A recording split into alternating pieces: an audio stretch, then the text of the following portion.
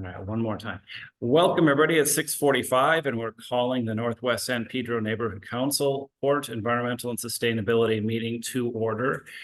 15 minutes late. This is our first virtual meeting in a while. So thanks for those who are joining on Zoom. And we have two guests. So thank you for the stakeholders who are present and for the guests who are present.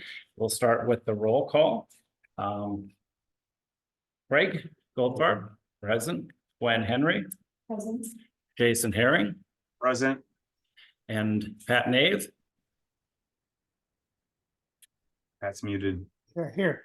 And Thomas Norman here. All five of the stakeholders and committee members are here. So we have a quorum. All right, this is the time where we'll take comments and suggestions from stakeholders and committee members. And perhaps you have something you wanted to share? No, I'm here for observation. Okay. You want to just do a quick intro of your interest or where you're from or anything? Yeah, sure. My name is Pedro. I'm a resident of the Delaware community. Yep. And this is kind of a passion of mine, trying to get back more into the community. And I've been in the area for about a decade now. Okay. Oh, well, warm welcome, Tara. And if this is a committee you find you're interested in, there's a process you can let us know, and you could spend time with us each month should you want. I know another committee I see we just picked up a member who was attending. So, and please give feedback on how we can, if this is meeting your needs or if there are topics you'd like considered, because again, we're very open on the agenda and what we discuss. Did you want to do a quick introduction, Augie? Augie doesn't want to be expected to be here, that I get here. One of the reasons that we do the own. Yeah, and we'll probably hear some exciting things happening this week. And in addition to remarks, going back to Craig's request. All right. Neither of us were able to attend the last postal meeting, so we really have no minutes unless you had a follow-up conversation. Co-chair. Okay, so we can keep that pretty quick. Well, were there any committee members who wanted to make a public comment? Okay, and then we're dark, right? The main thing to talk about from the Port Neighborhood Council Chamber President's meeting, as I recall, is what week? Does anybody know what week it is related to the port? Late week. And what kind of big ship? Did anybody see the ship in the harbor? I somehow drove right past without seeing it. The aircraft carrier, did people see? Oh, So that was kind of the main takeaway for us to be aware of. It'll be a busy week. It should be a spectacular attraction. Get there early. And when you say early, about how early, if you want to have a chance of getting on the boat? I would come at 9:10 in the morning. 9:10 in the morning if you want to visit. All right. Any updates on legislation or meetings with government officials and departments? I know you often have something, Gwen. Well, the community advisory, the Portrait Advisory Committee, did meet, and, the, landscape ordinance is well underway. They would like to have feedback. There was an initial, feedback session, series of sessions. The Community Advisory, Forestry Advisory Committee also provided some excellent feedback. There will be some changes made based on what they've received, and then they will have a second round of comments after that. I suggest that I'll try to send out the link for that. Everybody should check it out. Of course, it's in conjunction with this new change in forms for any developer that wants to submit an application for whatever project they have. The landscaping is pretty dramatic, the changes that they're doing, and I mean, that can be discussed at a future date. You can also go on to the Community Forestry Advisory Committee and listen to a lot of the comments. They do record their meetings, and it was very interesting. 2 meetings ago, the department that is developing the the new point system regarding trees and landscaping. Was there, as well as the West Hollywood. West Hollywood has gone through the same thing, and they have a more simple city to deal with. They don't have it's not quite as complicated. And actually, a lot of the things that they did, City of Los Angeles was interested in. So I believe that a lot of interesting things are coming for better green environment, more native plants, a better cohesiveness between plants and the buildings. Not so much building right to the borders of the property and then putting in pots for trees, things like that. So it's there's some people in planning and land use that had already tipped off on that, and yeah, that's about it. Okay, any questions? All right, then we'll move into 6. These items could result in motions or actions. We had Pat Nave request discussion, and others also supported this, of the paving resurfacing of the Vincent Thomas Bridge. Would you like to begin, Pat? Well, it's a current, it's a project currently under review for the DEIR. And comments are due by July 15th. I'm not sure anybody's working on it.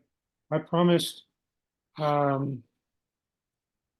Ray that I would read it at least and give him some ideas on it. And I would also talk to a few people who might help out on it, and I haven't done any of that. Yeah, I was just on my other computer here. I was calling it up just to look at the transportation part on it. Ray really would like us to do it rather than planning and land use.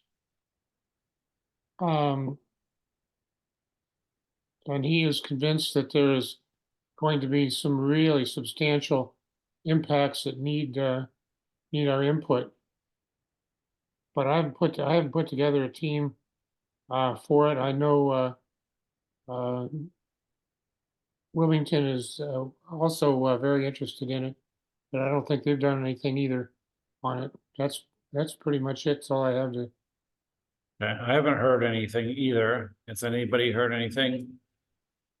Anybody willing to work on this? We've got Pat volunteering too. Is there anyone else who wants to? Pat, I'd like to also review and give comments. Okay.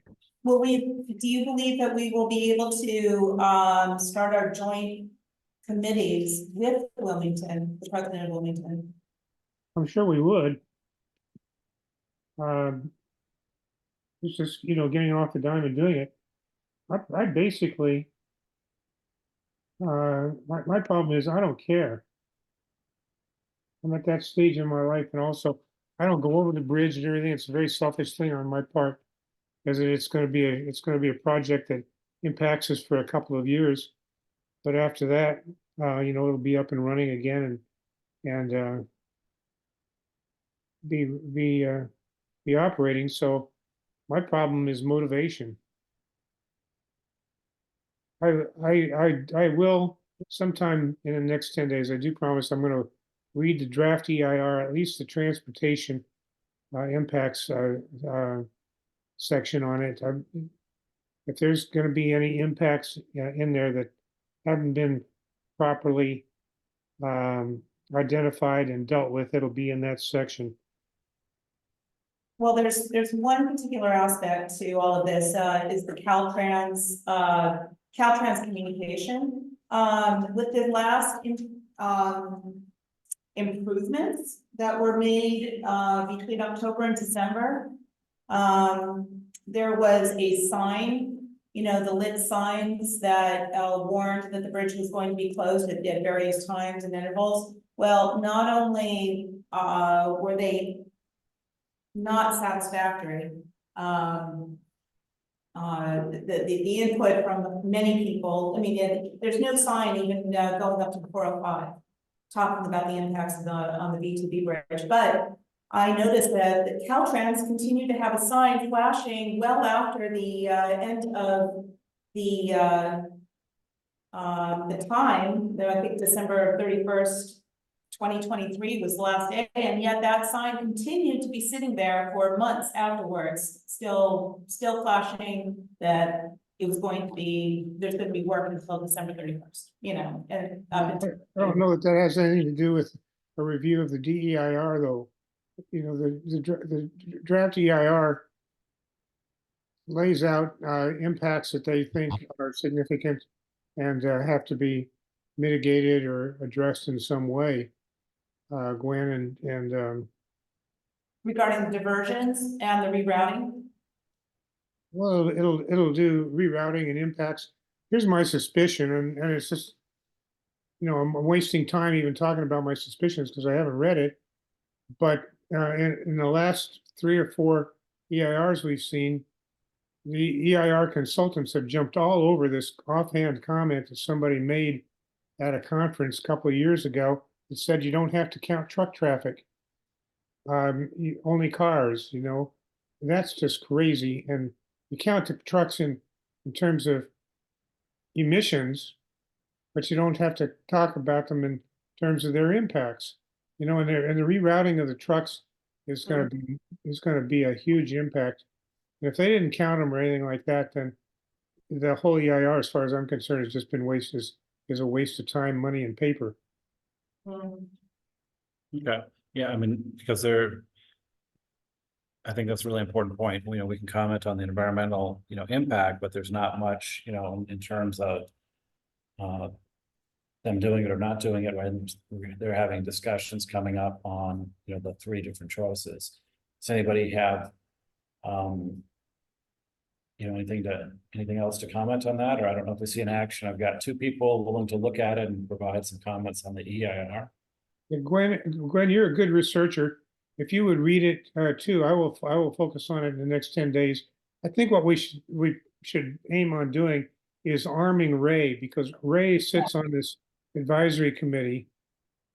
And if we give him some good ammunition, then he can take it in there and maybe have an impact Yes, on getting them to address some of these issues. yes. Okay. Yeah, maybe if you focus on the three alternatives, Gwen, that would be really helpful, because I'm probably not. Yeah,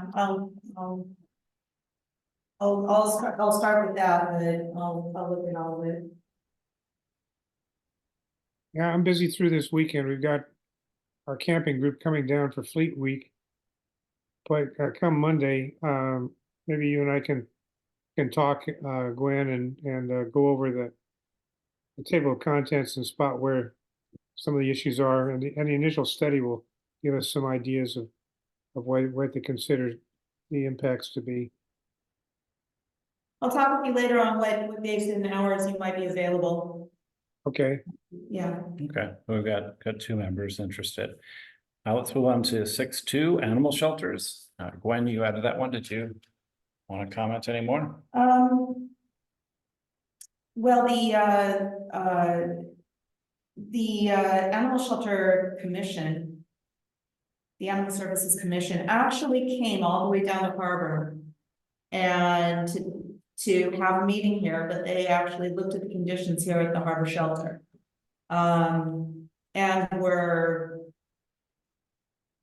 actually rather shocked at the conditions there, as well as the waiting list of people who would like to take their animals to the shelter, but there is actually a waiting list, a schedule, and appointments, because it's so overfull. They can't, people cannot even turn their animals in that are already, they cannot care for them anymore. Because of the capacity, the overcapacity, the overfilled situation over there. In fact, the room in which the commission met was filled with cages just prior to them showing up. The volunteers, the staff had to relocate all of the animals in that room outside. And then return them after the meeting. In regards to sustainability, and an environmental issue, I don't know if any of you pay attention to the ongoing social media, even our own San Pedro Pet Lost and Found page, but many animals are seen, dropped off, thrown out here in San Pedro and in the surrounding areas, including Wilmington. And just being left, which, you know, it's just a really bad situation. Anyway, we do have the possibility of supporting some state motions, state bills that will help with data collection, and there's some other things that the commission and the new general manager would like neighborhood councils to support. We also have the ability to be able to speak in front of the commission with the proper procedures and possibly getting letters and communication to our board, and then we can speak at the commission regarding whatever issues. Our community issues committee has not taken up this matter, so I would hope that we could possibly take up some of the matters, speak on that, bring it back to the board. Okay, so you want to come back to the next meeting with the state bills, or maybe even email us before, Yeah. so we can look at the state bills. We might have the opportunity to testify on those bills as well, depending on what the asks are and how they relate to the statements before the commission. Yes, yes. Okay. Any other comment on that? Questions? Okay, I'll just keep us moving to 3, zoning laws and rules. That also was added to the agenda by Gwen. That again is part of the landscape ordinance, zoning laws and rules regarding trees and native plants. There are a lot of interesting things going on, and it's in relation to trades for trees. For example, one of the greater concerns is that well, SB 9, I believe, was just struck down as unconstitutional, but we still have a tremendous loss of trees on private property. And as those trees are being cut down for expanded development on single family properties, once again, the rules are being changed in order to try to correct this, because the tree canopy in Los Angeles is being lost at a very quick pace. There are satellite images that UCLA has done a study on the tree canopy. They continue to see I keep hearing a 20% loss in the last 10 years, and both in street trees and on private property. And this goes against what the city of Los Angeles, its ultimate goals of increasing the tree canopy. We have issues with the temperature of our cities continuing to increase. So anyway, the zoning rules are being changed, and once again, that's in conjunction with that that new application process that's going online, and they're trying to streamline it and actually make it where it's a point system. If you keep a very large shade tree, that gives you added points. You get subtracted if you chop it down. You get subtracted points if you chop down a species of plant that is designated as And what are the points for? I didn't capture why these points matter. It's for a permit to do something in your house or what?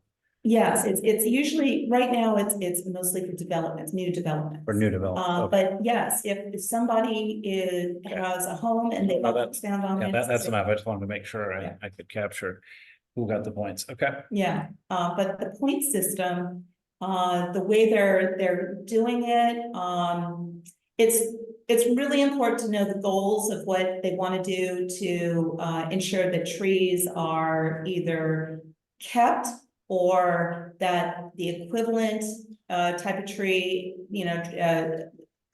type of vegetation is replaced into the project after being chopped down.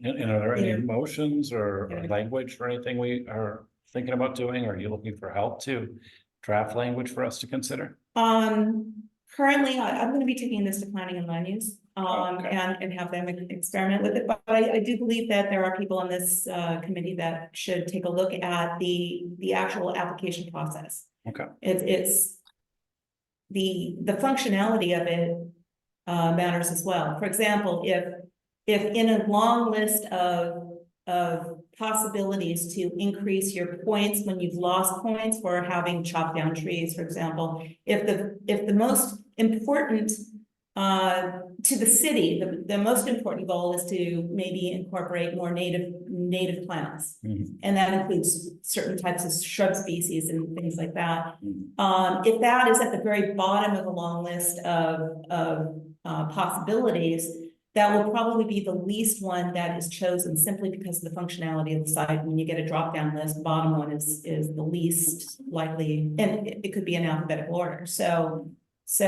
a comment such as prioritizing and putting at the top the things that the city wants done the most and bring it down to the least and not necessarily alphabetically. That would be a comment. And we have a co-chair of the Planning and Land Use Committee, so did you need any follow-up, Jason?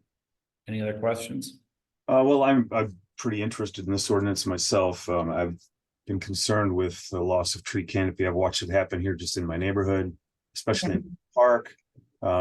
Any planting efforts seem to be not followed up by watering those trees. So what few were planted tend to die because, it's much like a lot of things here. We're going to build this great thing for you. There's no plan to maintain it or keep it in good order. And so then it falls apart. So I will be glad to review this ordinance, and we'll talk about it more in planning land use apparently. Yeah, and one more thing, Jason, just so you know, this is something that constantly is voiced by the public at the Community Forestry Advisory Committee, as well as the members. It's pretty jaded that people will chop trees down illegally. And the only way they get caught is if somebody notices it and reports it. As well as the knowing about what plants are actually on private property. There's a lot of rules around, not going to the satellite and then reporting what's on somebody's property. That's an invasion of privacy. So there is a certain amount of current incentive for property owners to do an inventory of the plants that are on their property. It's kind of a voluntary process, but one of the greatest problems is that a person who has a property and maybe wants to sell to a developer will clear their land before selling, and then those trees are gone. So there's a lot of ways to cheat the system, and that's part of the canopy loss is behavior such as that. So just heads up. Well, you might remember we were trying to stop the cutting down of those large pine trees for that storage project. What street was that on? Just across Peck Park from me. I think it's actually on the same street that Craig lives on. Yeah, just down the hill there off of Middle Flores. Yeah, there's that little cross street they were on. I forget the name of that little street there. Yeah, Okay. I think that fellow passed away. His project seems to have died too. Yeah, just we need is another storage building in that area. All right. Well, that's zoning and landscaping ordinances. I had this on here just in case anybody from the public came to talk about this. We discussed the joint environmental sustainability committee vision statement last time.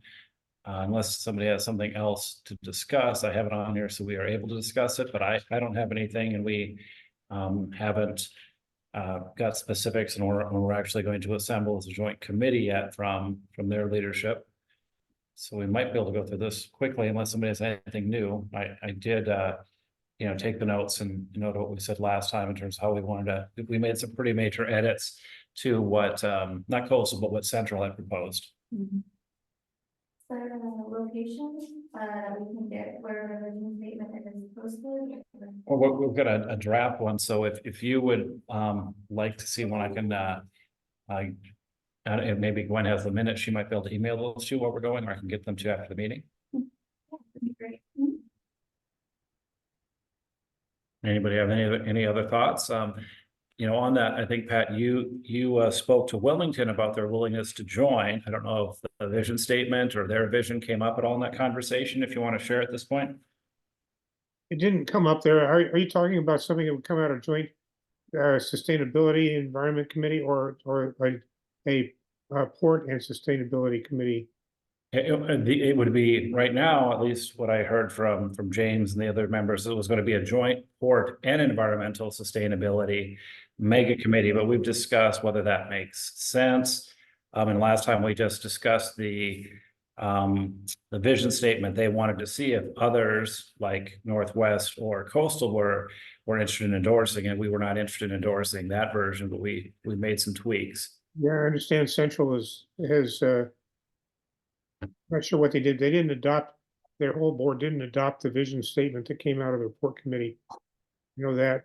As far as Wilmington, yeah, Wilmington's quite enthusiastic about the idea of joining in for a joint port committee. If it's joint port and sustainability, I'm sure that's going to be fine with them. Also, I think it's just a matter of getting it up and running. Somebody taking the leadership and putting it together. Yeah, let me ask if it's okay with Craig if we move 6 and just try to do 7 and 8 together right now. Is that okay? Whatever you want. Okay. All right, so 7 was the joint port committee with San Pedro and Wilmington, and it sounds like Wilmington wants to be involved. So what I'd like this group to think about is I'm happy to take more of a leadership role in trying to coordinate that group, but I want to make sure, and I'm really excited we have all the members here today. I want to make sure that we have support and hopefully unanimity on what that would look like for us. And that's something I don't know. I was sharing with Augie actually, and Vic was on the call. What planning and land use does is they often have the joint meeting followed immediately by the individual meetings, or at least Northwest meeting.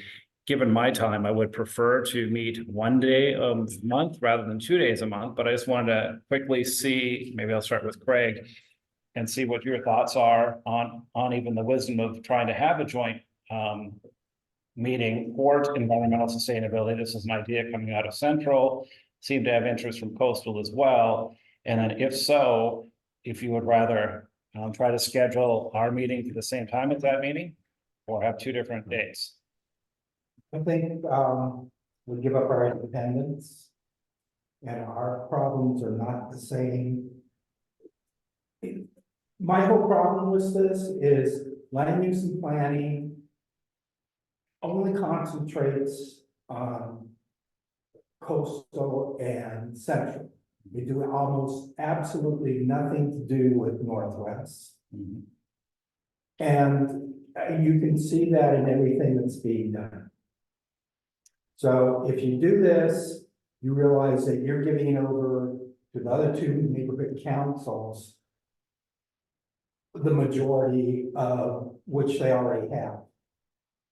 So, if we want, and if you're going to do it, have one meeting called the other, it's just saying, oh, well, whatever we vote on it here, we're going to force it to this meeting.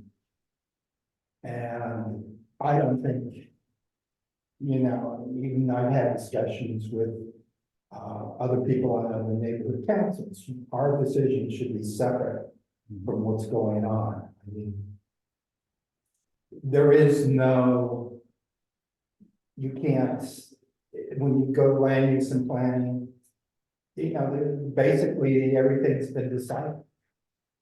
So we've given up all our independence. And I want to share my vision of how we could set it up, and I don't know if they would go along with it. One of the advantages I thought was having attended a meeting where there were more people. I think Gwen went to a couple of those too. You know, we could have a larger group to listen to things, but I also think for presentations, it might allow us to more frequently have people like Augie come and do the presentation. So for me, the joint, you know, the agendas should be very separate. And so if I were chair or had any agenda, you know, ability, we would keep agendizing what we want to do. And what I do when I serve on my academic senate is we have time servants, right? So that will be scheduled and our meeting would start at a certain time and we just have to excuse ourselves from that meeting. So we might have to have a location where we can actually leave and we do our business. And our business might be more concentrated on actual motions or things that we're going to act on versus informational items, which is what a majority of the time I find thus far has been sharing things, but not actually discussing things we bring back to the larger stakeholder group. But that may, you know, allow us to have the independence. The other criticism I've had that from many people in the community, I don't even know if they're Northwest, but I think it's shared, is there's many people want to make sure that Central, and especially the leader of that committee, is not in charge of everything. And that would be a concern of mine too. So I've also made it, you know, it would be my opinion, I'd encourage us, if that seems to happen, we immediately take a vote and we vote to get a divorce and go back to doing it on our own. I don't have, you know, I'm not interested in having another board chair set our agenda for everything we're doing. That would be a waste of my time. And I'll let Craig respond, and then you, Pat. And And then Gwen. So my biggest problem is making it Northwest centric. Okay, we're affected greatly by the port. And everything that's being done around the port is being done here or in other places. I mean, we're finally getting our portion of the park that's running under the freeway and hopefully completed. I mean, this was started like 15 years ago. The whole thing is we're not getting, we don't get support, we don't ask for support. When we do ask for support, it's like wishy-washy. So why would we join with these other committees? You know, because that's going to get us greater. Our problem is here, is in Northwest. I shouldn't be pointing here. Okay. So when we sit there and, you know, like my concerns, like pollution, sound, noise pollution. People here don't care. They don't hear the lids being dropped. Okay, they don't hear the trains going over the things. They don't care.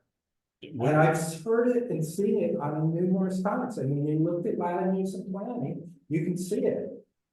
It's all about coastal and central. And I don't know the issues that well, so I want to do a follow-up before Pat. Because I was actually thinking that Wilmington joining, you know, an advantage of multiple groups joining too, and potentially then, you know, supporting us. Maybe they would never do so, but hope maybe they would. It would amplify the voice. Do you think, are there similar issues for Wilmington residents? Do we have more in common with them than we do with Central and Coastal?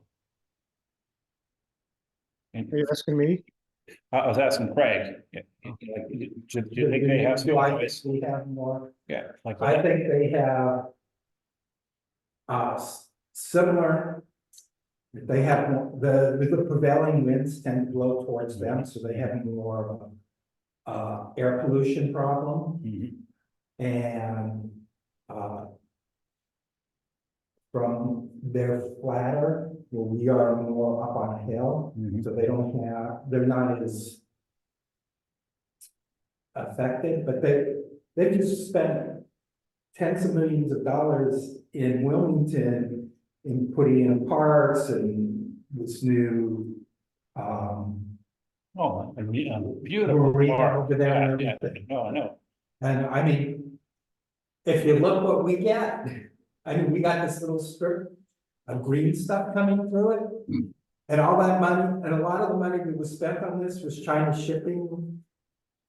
The China shipping deal, and what came to Northwest? How did it improve our lives? We're the ones who live with China shipping.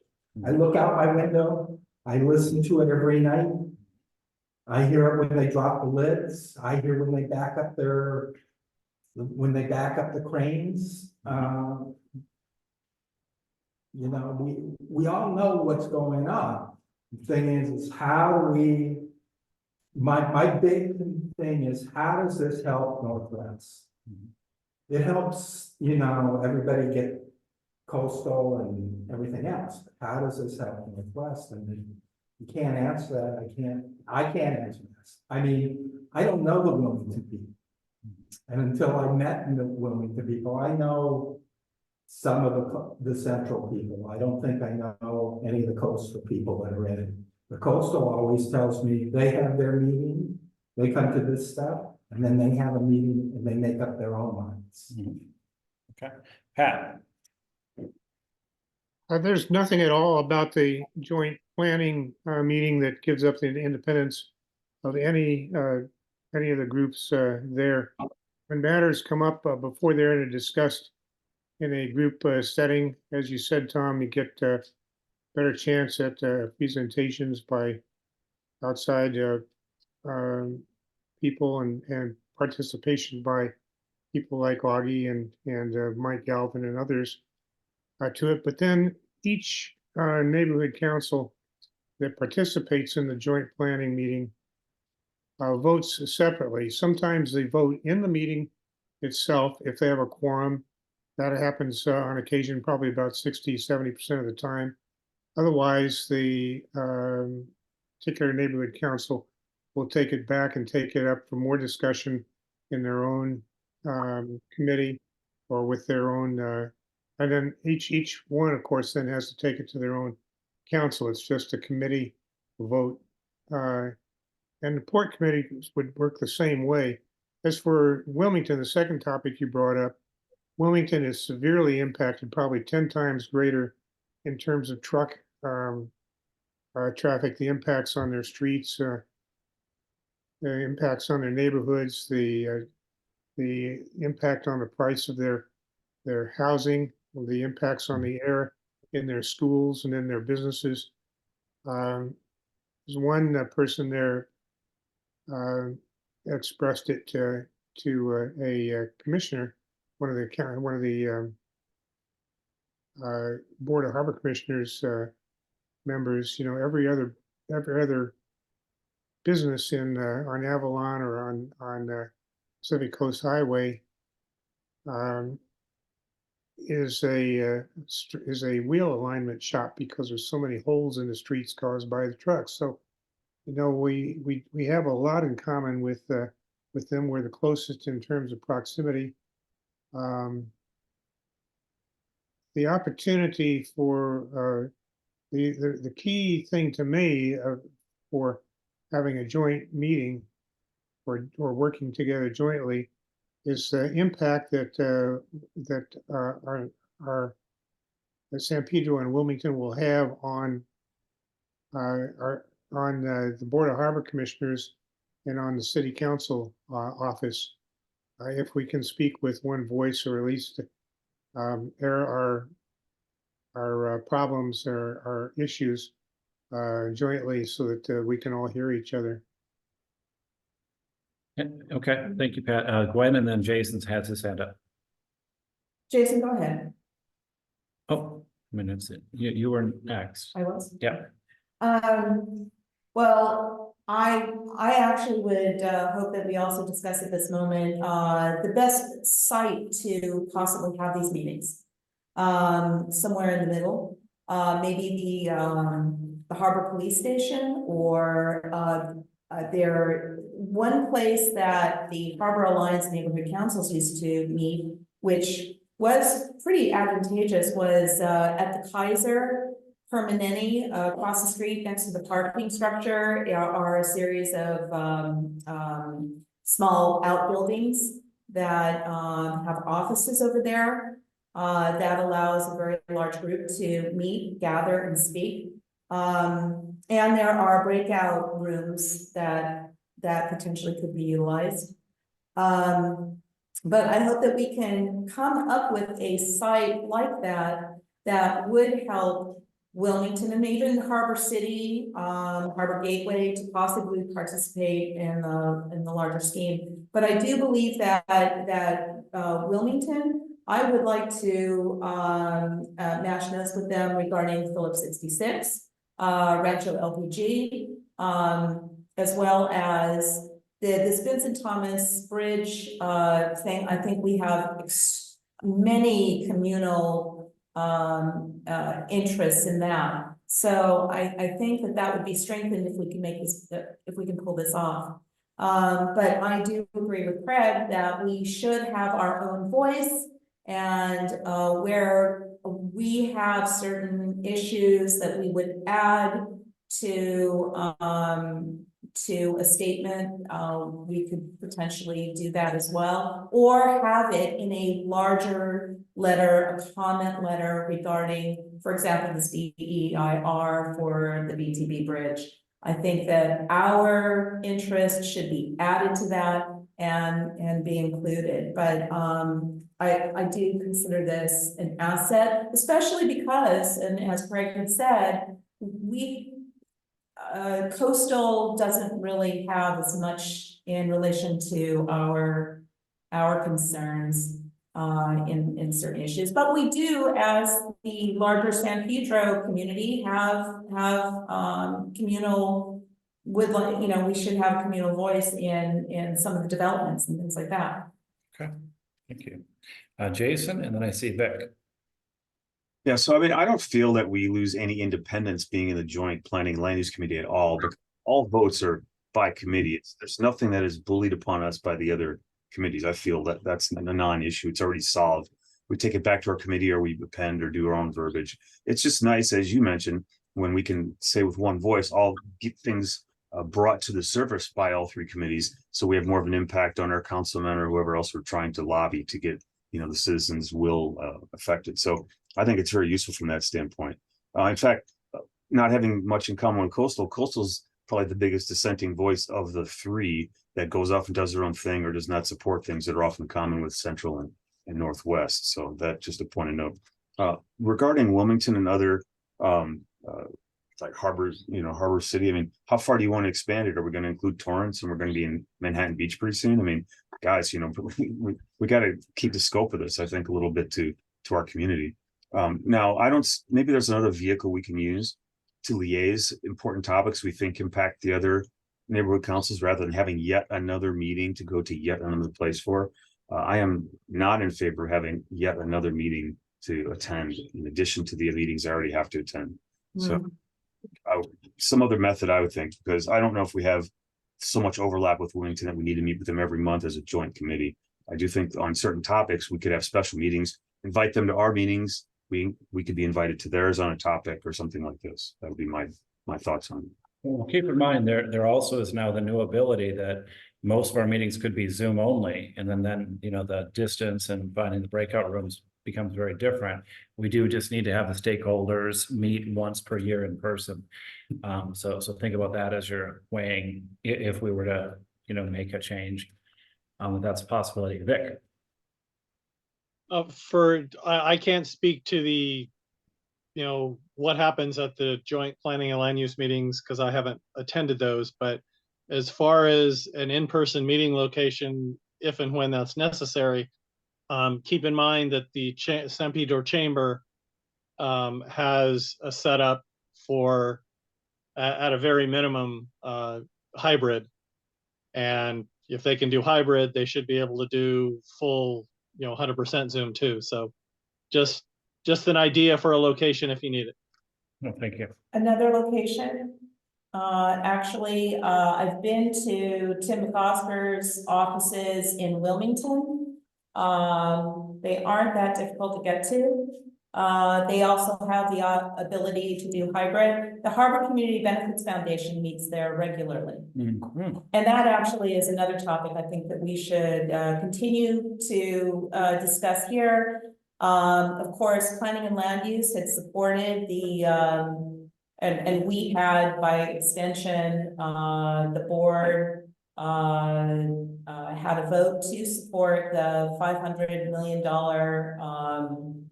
federal funding that should come to the port for electrification.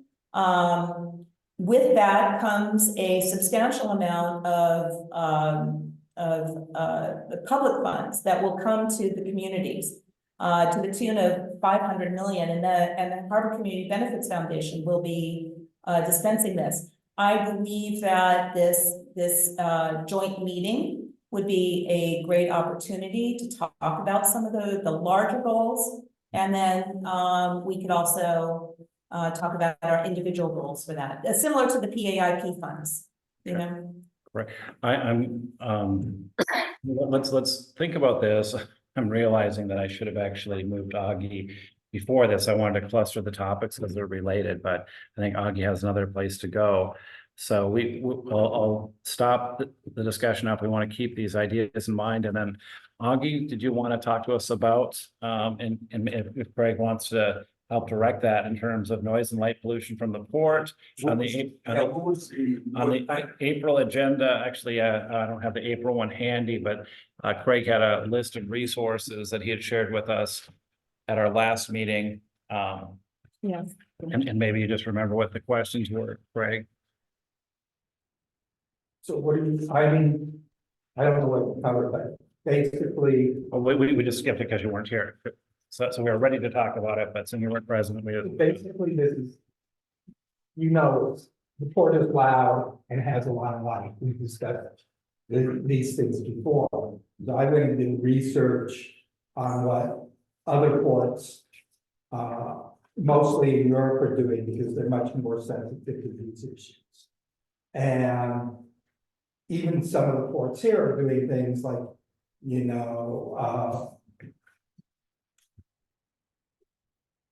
putting covers on top of the lights so it doesn't shine up, having lights that go on when somebody with sensors that go on, so there's things going on in the area and go off when it's not. And, just changing how they light. In terms of sound pollution, it's the things I basically hear. It's loud at night when the port, when the freeway traffic starts to dry down, it blocks off and up. I'll be sitting in my living room at 1 o'clock at night, and I'll hear all the bings. You can hear when they're backing up the cranes and stuff like that, and all that. There's a lot of stuff that can be done, and a lot of it is just really low cost, or reconfiguring. There's one port they changed right now. If you look towards San Pedro, all the containers are pointed in this direction towards us. So what one port did was they put it so they were perpendicular to the housing, so it would block a lot of the noise. Now there's other things, that can be done. There can be fences, noise absorbing fences put around the port. There can be, we could advocate to get the freeway to put up the fence on there, so that would block some of the noise also. That happened in my old neighborhood in Torrance. They did that. That's where they were, they're reconfiguring that off-ramp over in Crenshaw. and the 405 freeway. But the thing is, you know, adopting, you know, which they're sort of playing around with, but adopting, electrical, lifts and trucks and stuff like that greatly cuts down on the noise. Would also, because most of those trucks are diesels with the particulates. So, I mean, there's a lot of things can be done, but I mean, if we don't say, hey, this is a priority of ours and you can do this and it could be, I think a lot of this stuff is fairly easy and it's not a super expense. Now, configuring, you know, how those containers are set up at the port may mean that you have to move equipment around and stuff like that and would be incurring an expense, but a lot of that has a huge impact on the community. And you know, I mean, I used to be able to go out and let the dogs in at 11, 12 o'clock at night, or let them out, and I could hear the dogs barking at the animal shelter. Okay, and the animal shelter used to be below me, and when they moved it, I could still hear it. Now I can't hear any of it. All I hear is booming from the port. You know, so it's, Okay. I think there's things can be done. Well, sadly, yeah, you moved into one of the largest industrial complexes in America. And that's a fact, and it's, yeah, we're loud, and we emit a lot of light. It's true. Pollution too, air pollution we emit, it's all true. So, but we are getting better at it. As far as light, we do have a light program at the port. And we're monitored by OSHA, Building and Safety, California Building Codes, LA Bureau of Street Lighting. And we follow all the recommendations, and I'm gonna send this to you after, but there's an illuminating engineering society, so things, the principles are, 5 principles, all lights should have a clear purpose. Lights should be directed only to where needed, no it's down. Lights should be no brighter than necessary. Lights should be useful only when it is useful. Use warmer colored lights where possible. So we adhered by all these standards. We replaced, if you look on the terminals, you know, if you're at the Elks Lodge, look at the terminals, there were terminals that were lighter than others. The newer terminals, all the lights would point down. But then all the terminal operators replaced even those older lights because they went to LED, which saved them a lot of money. So all the lights are pointed down. Let me see, there's I'm gonna head into this thing, talk about all the standards and stuff like that, but this is what we follow. The Port of Los Angeles utilizes IES RP-40-19 guidelines when designing and implementing lighting in terminals. So yeah, we follow all those standards and we replace all our lights so that they point down. I'll give you this. The second thing, you talk about noise. So HCBF, Harvard Community Benefits Foundation, did a port-related noise impact study back in, they started, I think, in 2016, and this is dated April 2018. It says draft. I'm not sure. I was given this, but there might be a final copy to this. But the biggest noise, I mean, is the freeway and the traffic around town. That's definitely, you know, your bias. Can I interject? No, I know. When the freeway goes down. I mean, but I hear it all. I mean, I can hear the port. Yeah. Listen, I At 12 o'clock in the noon, when I walk out the door, I hear I remember oh yeah, I can hear it too. I can hear it, but it's not that loud. But to me, it is. it. I remember when before when it was the shipyards and it was all closed down, Yeah, I didn't hear this noise. yeah. Well, And even then, it wasn't that bad, but when they extended the shifts, oh the yeah, noise went up. oh yeah. And I realized, well, the longshoremen tell me that Hoop doesn't do a lot. So, I remember when I moved out of my parents' house, I bought a condo on 24th and Gaffney, right below Gaffney, I was on the top level, looking out the Royal Beach, that coke pile out there, and I had 2 sliding doors. And I always left them open because nobody could climb up there and stuff. And that first month, all I heard was beep, boom, boom, boom. Took me a month, I could sleep. And then after a month, it became ambient noise, and I just, I got used to it, I guess. But anyway, the port related noise impacts, so the things that we do when we made those upgrades to all the freeways, we put a lot of sound walls in there. That would help with the sound walls help with the traffic mitigations.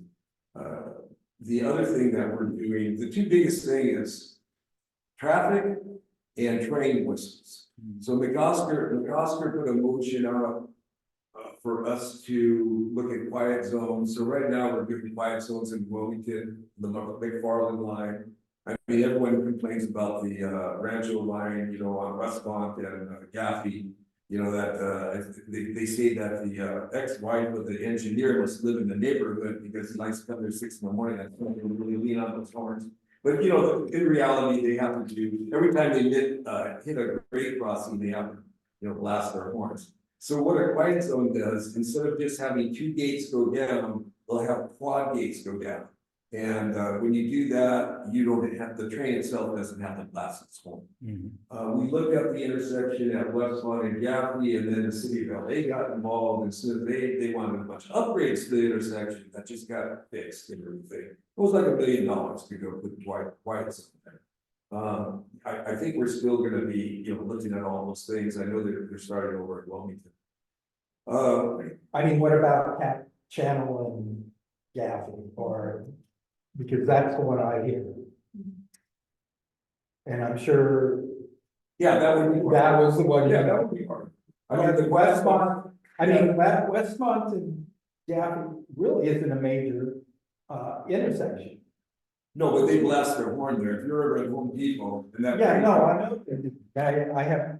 I mean, my friend John lives right next to that one. Sure. And he hears it all the I time. live on the street, I hear, but I mean, it doesn't bother. I don't, it's not that loud. I mean, sometimes you can be by Able Park and you can hear depending on how the wind blows and everything, I think the train's inside the park sometimes. It's so loud, but it all depends on the atmospheric conditions and things like that. Right. Well, another thing that's good news, and you hit on it with the EPA grants, so both ports, the Port of Long Beach and the Port of LA is committed to go to zero emissions equipment in the all the equipment in the yard. By doing that, they'll be electrified. I mean, those will run quieter than the diesel ones. Absolutely. But when they back up, they do beep, and these cranes do beep, and because we don't want to kill one of our longshoremen. So there's reasons for about that. But there were cases where some of those speakers were pointed out, and we had the terminals pointed down rather than out. So we have done things like that.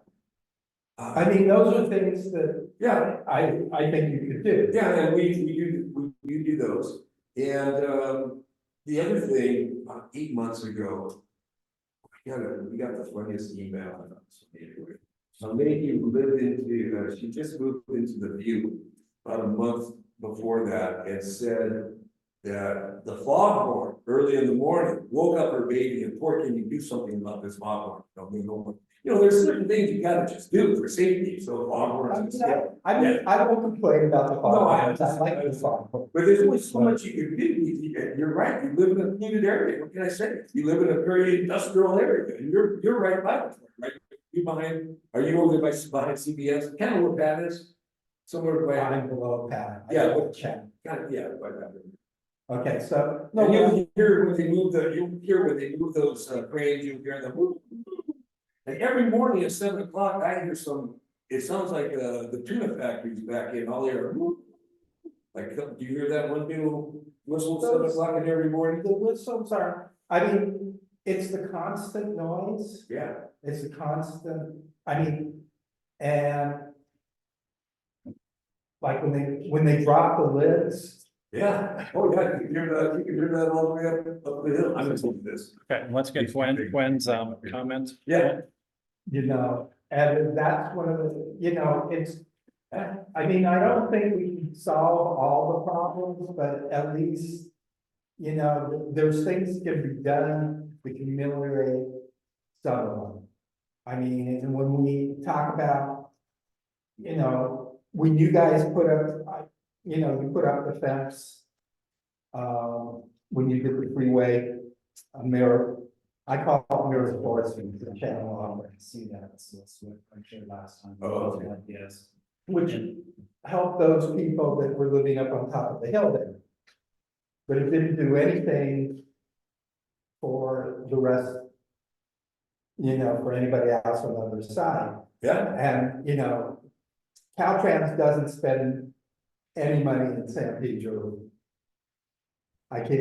sure, but you know about the landscape, a lot of landscaping aspect, I could agree with that, yeah. But even on the, you know, putting in the walls.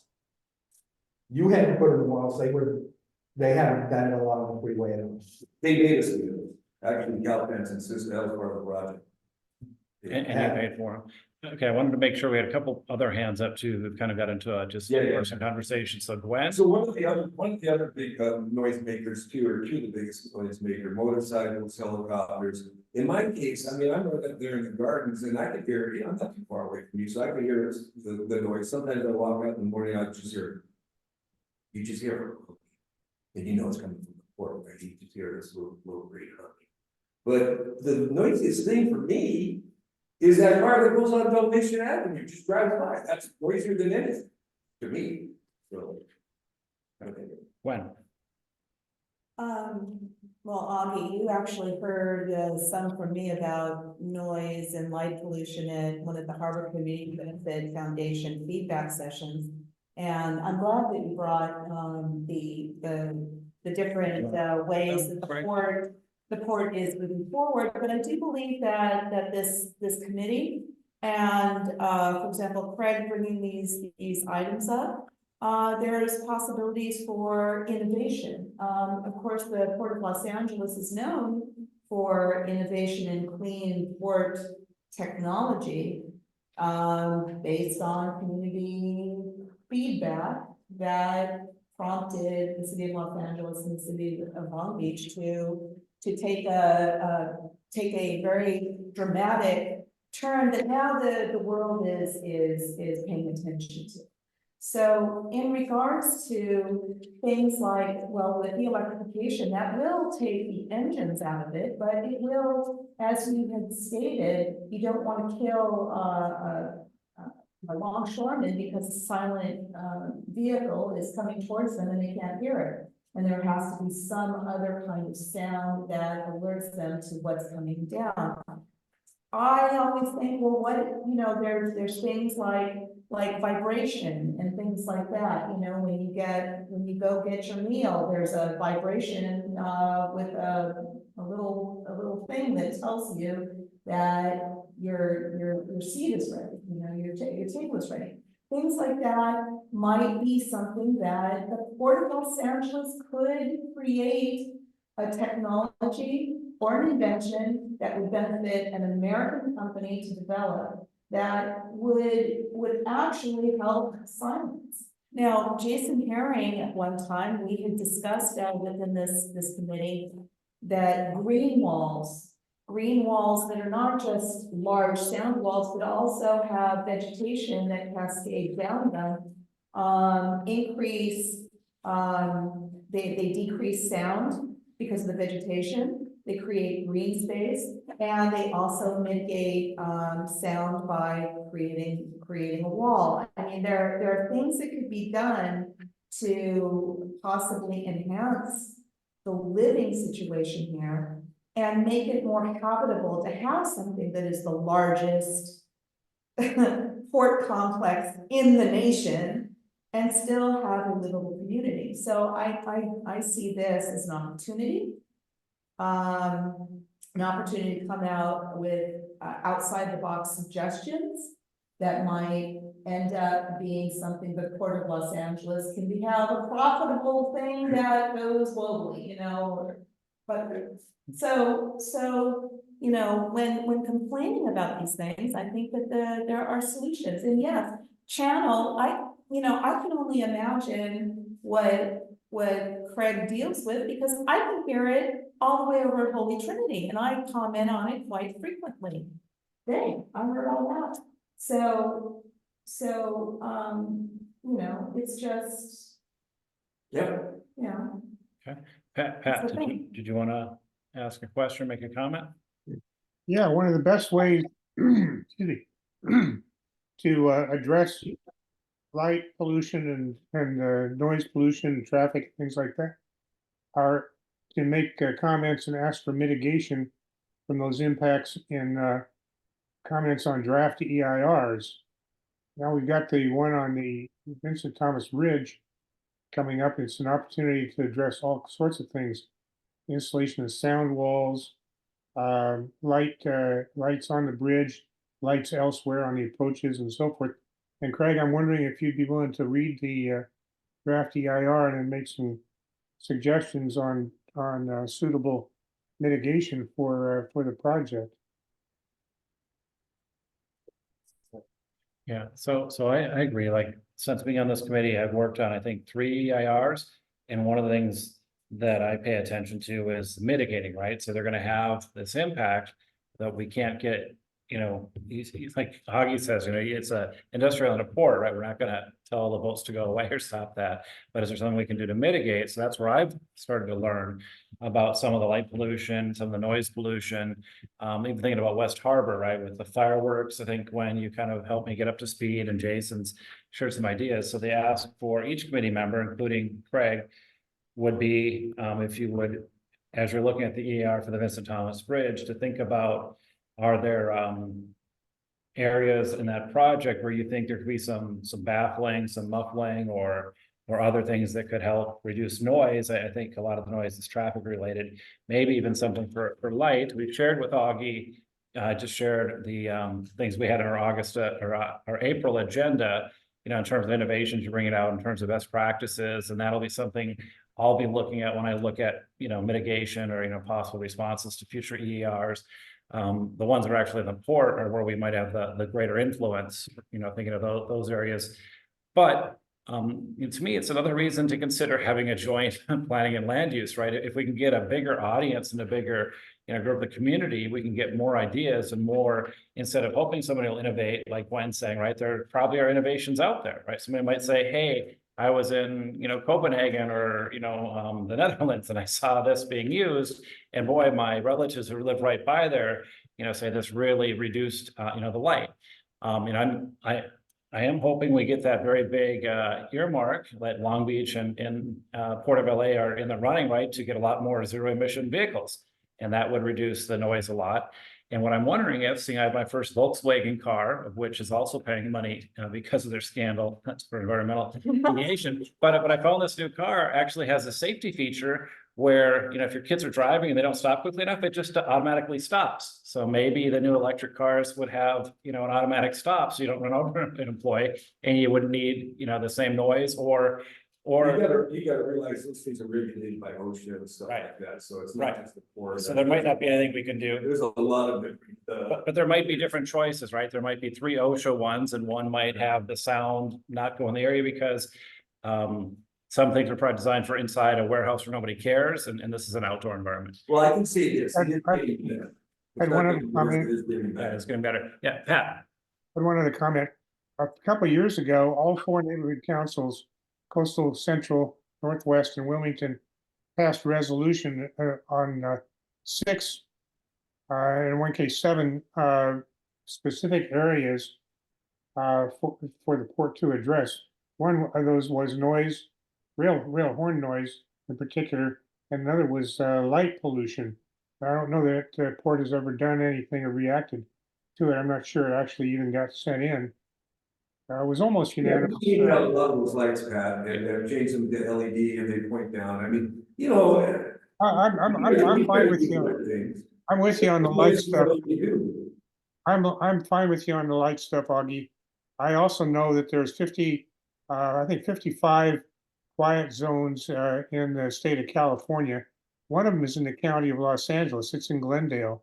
So the port doesn't have to wait for Tim McCosker's motion to actually do something. You guys could be doing something on the real horn noise. Well, it's mostly already past the arguing stuff right I now. mean, the noisiest, I think there's a quiet zone. I was in the middle of the sentence, Augie.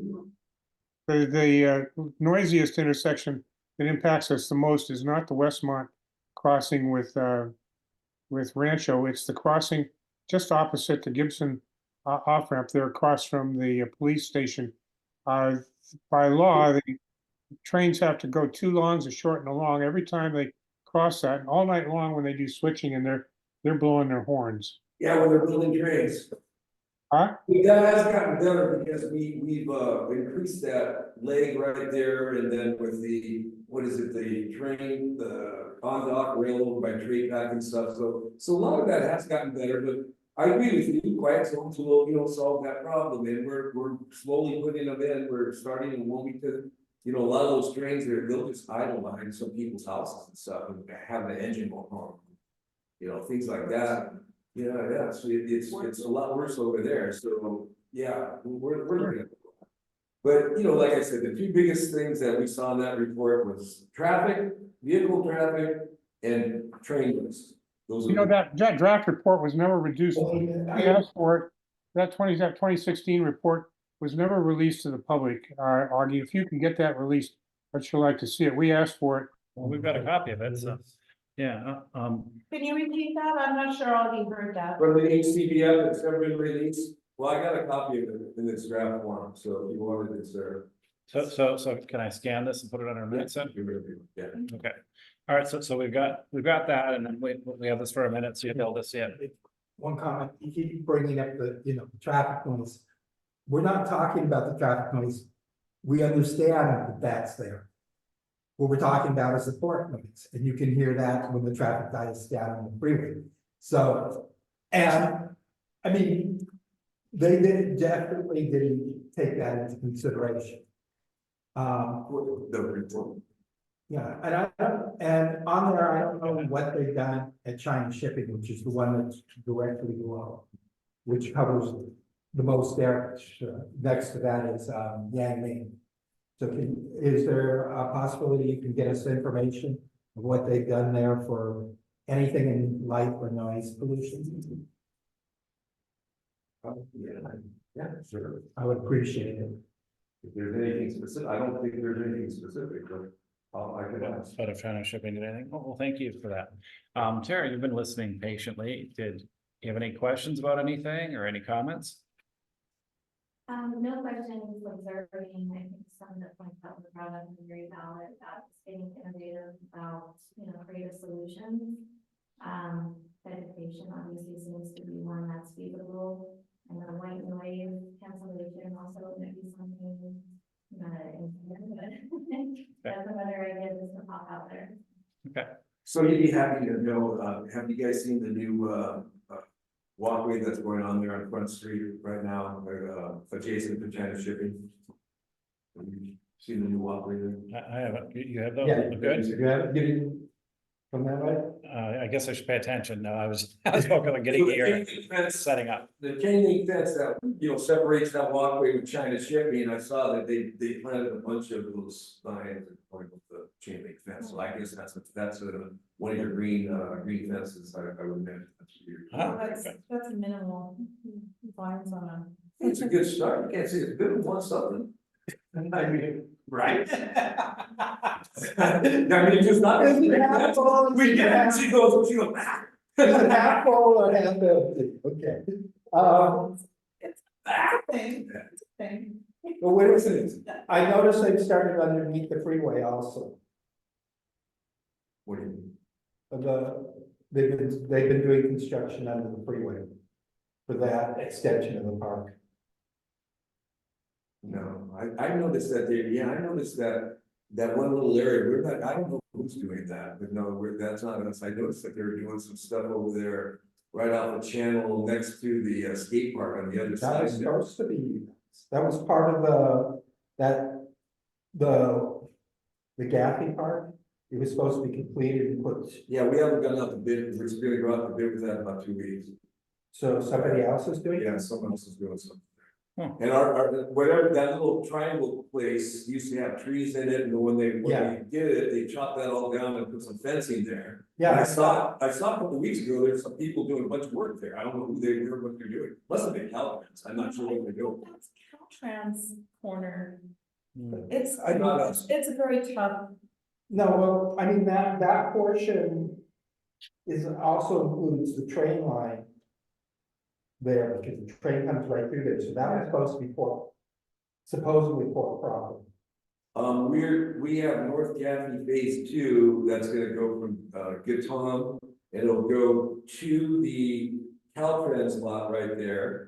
And basically stop there as far as landscaping behind all those businesses, we're gonna do the landscaping behind all those businesses. They'll stop when we hit the Caltrans, property, and then we're going to paint, in that Caltrans property, a way to get to an exit off of Channel Street.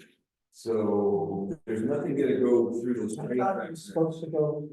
We looked at it a long time ago, it was too narrow, the train's right there, and so we're stopping and going through the Calvin slot. Rather than going through where that train goes underneath the freeway and stuff, it was deemed too dangerous and too close to the train. I thought Caltrans, and that's what they're doing it freeway.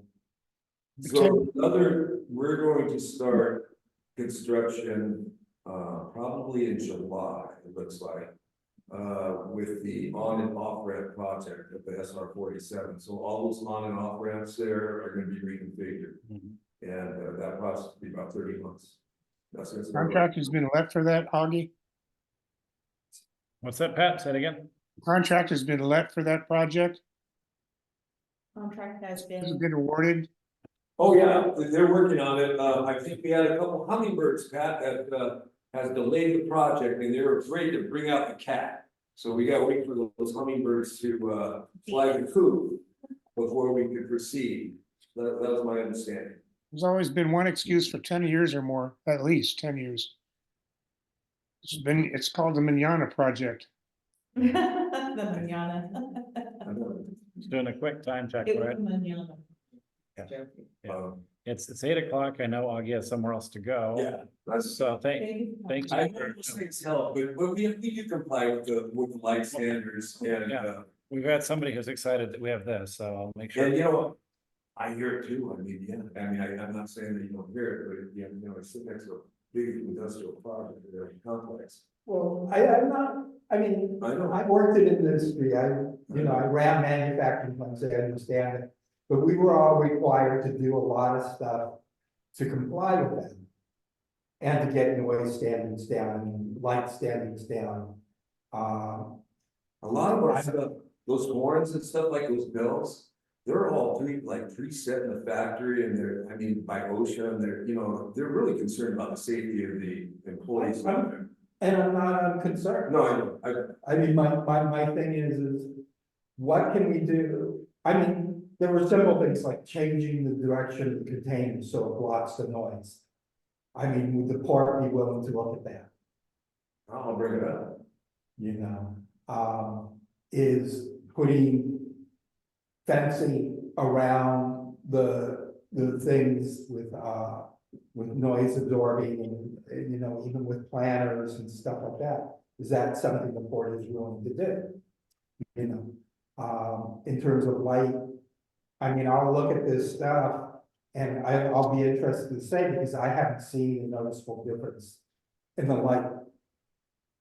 When you go up to the Oaks Lodge, you really can see that. When you're up there on the hill, you'll see it. Before the older terminals inside the port, like here 400, we had the newer lights, you can tell the difference, but they change out all the lights now. So they're all pointing down. So there's two things, right? Some things are getting better, but as you said, there's more shifts, there's more business, so. Well, that's what happened. Someone's getting more, and that's the port being healthy, there's gonna be more. We got a lot of complaints when everything was backed up, because now what was happening, China shipping, the West Basin over there was doing the hoot ship.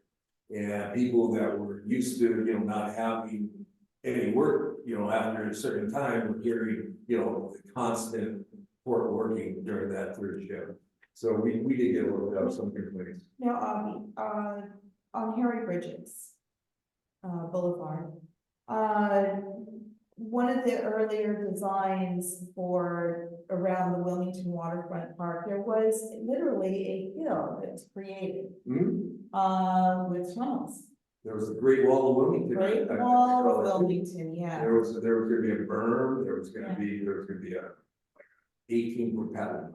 It was like a 20-foot wall at first, and then there was gonna be a berm, people Wilmington pushed back, and now we got a park. So, They do yeah, have a park, but they do also, I mean, that formation, Yeah. does have a significant sound effect. I don't know. I mean, I've been in that park with that tree, Yeah. it's like, I Yeah. jumped 50 feet, so I. But what I'm I saying didn't is. notice it because like what you're talking about, Mhm. there's a noticeable rise between. When you go to the park and you go to the other side, there's all these high things. So it's blocking that noise pollution Yeah, from going into this, Yeah, well, greater Wilmington, into the housing areas. yeah. I mean, there's things we can do, there's things we Well, we can. have the freeway blocking, you know, where you live, you got that big freeway, like basically blocking the port too, that freeway's up high, so that's kind of like a big small pair. Well, see, the noise goes up. I know, how big a wall we have to make, 100-foot wall? Well, no, you know, like most of the noise in the port is really happening in a low level. So that if a fence, they talk about that in some of the materials that I gave you. If the fence is made so that that noise is bounced back instead of. Yeah. but, and let's just say, I mean, this is more of a Caltrans thing, but I have seen sound walls in different states and in this state, in the San Fernando Valley, that tower around communities.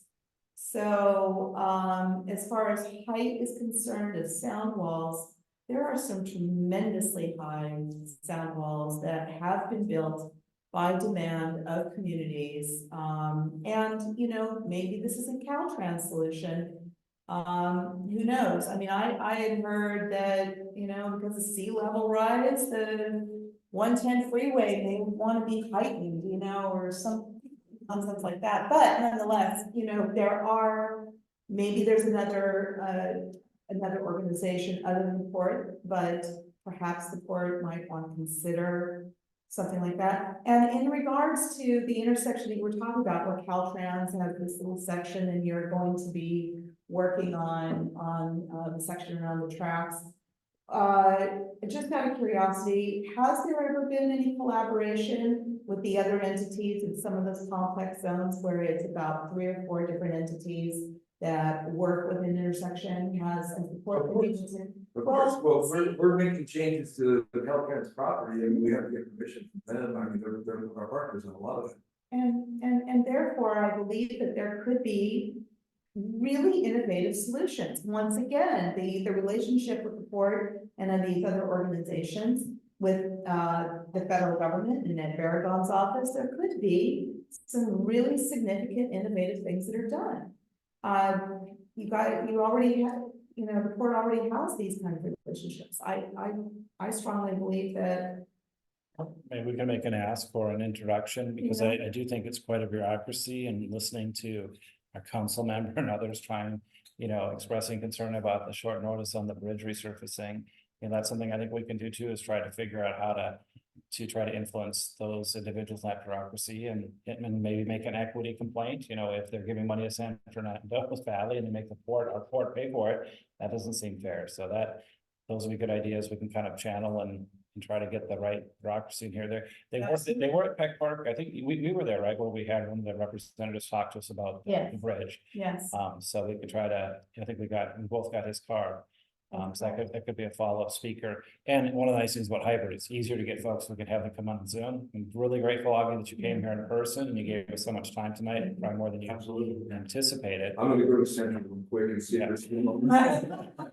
So, Still get yelled at by Gene Tom. Nice to Yeah. meet you. Thank you, Agia. yeah, no, If appreciate there's it. something specific, let me know, but I'll go and I got. Is there a chance that you have this, that you can send us an electronic copy of them? Yeah, Both I of them? have both of them. Oh, if we can get electronics, that's even better. Yeah. Otherwise, I do have a scanner and I'll scan it in my. Yeah.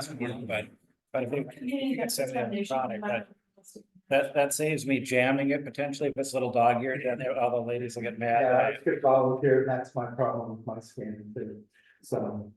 This one's not too bad. Get 5 in and then they'll go. And I think we can find this on their website. A lot of their things are on the website. When you look Yeah, around, if you know the title, it's Hard pretty to easy to picture. find.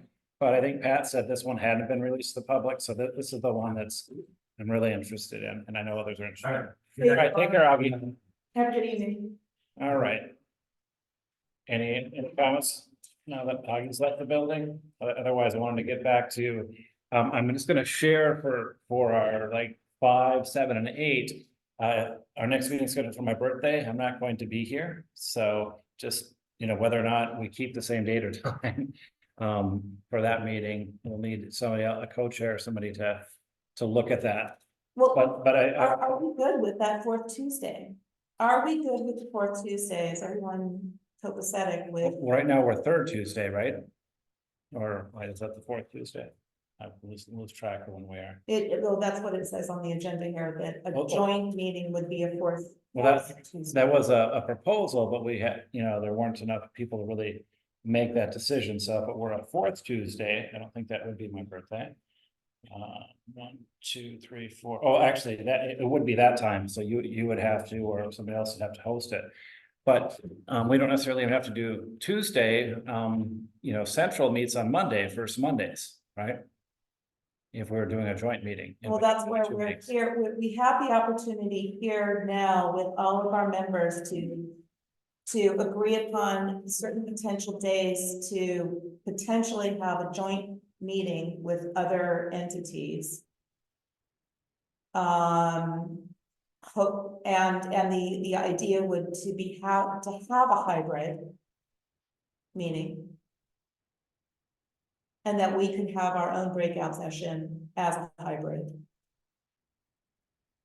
But would the fourth Tuesday, and what Thank did you you. say? Thank regarding- you. Thank you. Have a good night. And the other option might be, The first Monday, because we don't have, we won't get the stakeholder, we would just barely get the stakeholder vote in time. yeah. Should we look at, the best day and time for us now going forward as we kind of start moving towards the new fiscal year?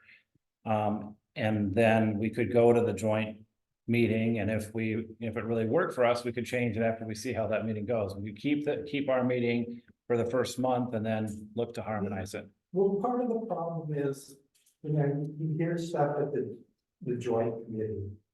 And this is what I was hearing, from some other stuff is, and they do stuff, you don't get a lot of time to think about it and come back with stuff. You're just like, oh, let's vote on this now. Oh, they voted on it, they said, okay, and a lot of stuff, you sit there and they bring out stuff and you sit there and say, I really would rather research that.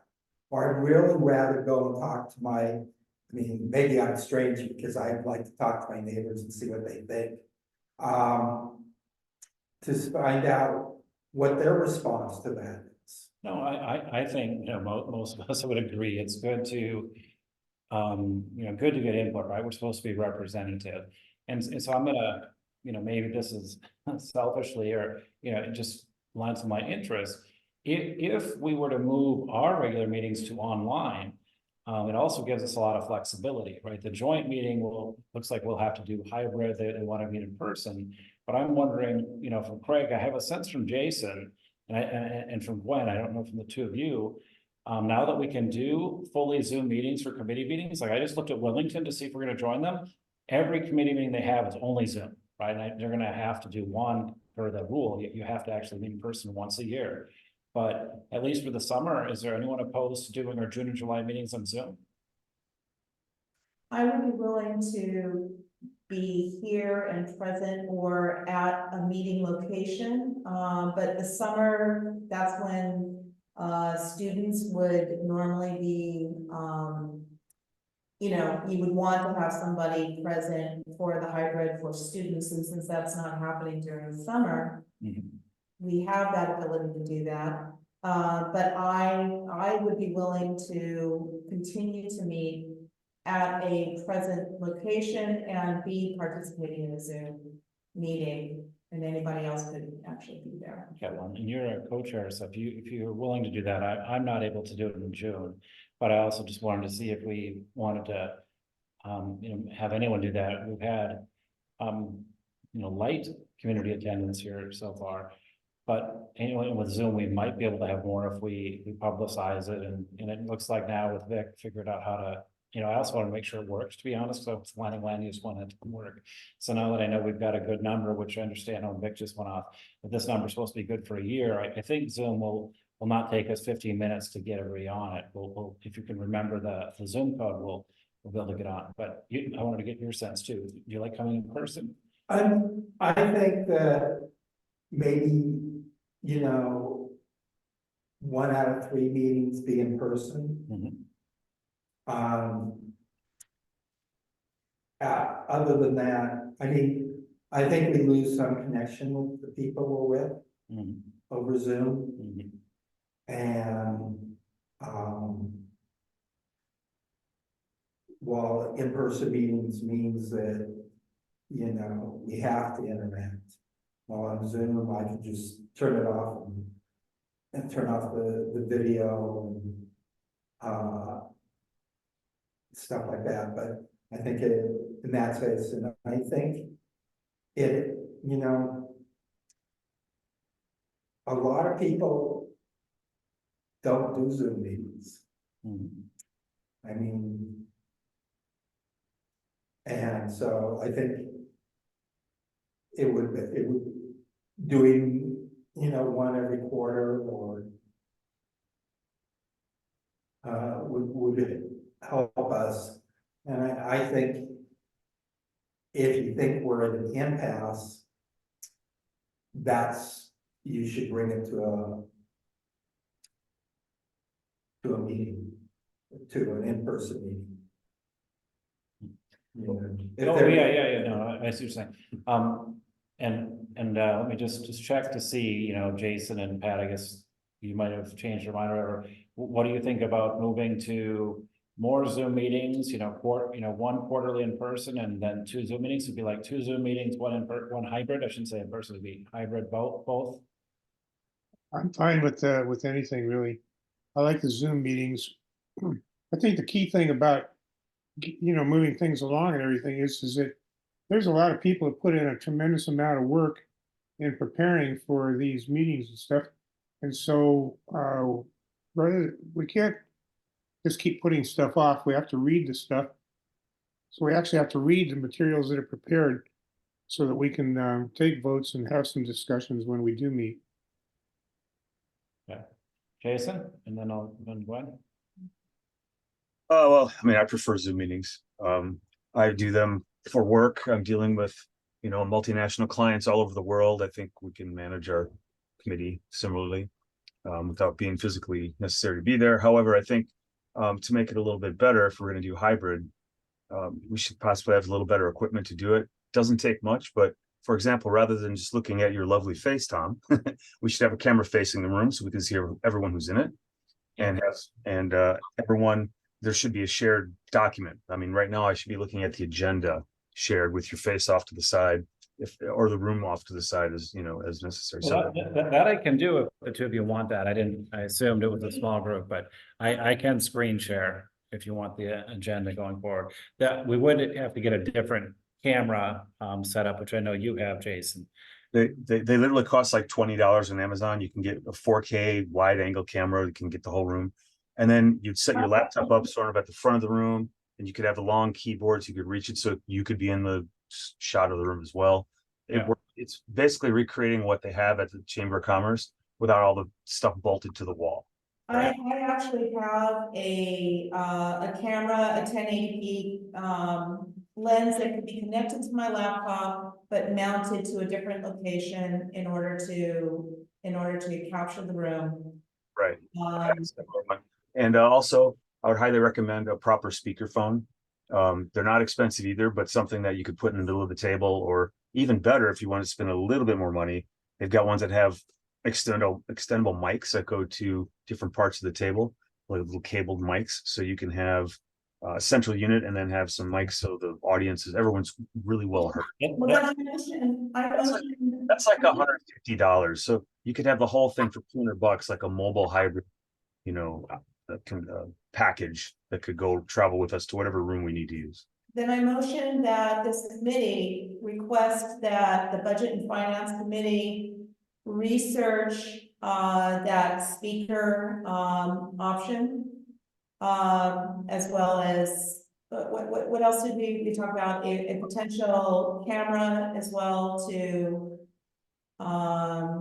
view the whole room. The one that I got was fairly inexpensive, and I've seen those table speakers. They're fairly inexpensive as well, but I suggest that this committee request that the Budget and Finance Committee research this equipment and see if it could be utilized for meetings. Jason, do you have a package that you recommend? I have a little one that I used to take with me when I had to go do meetings in small remote places.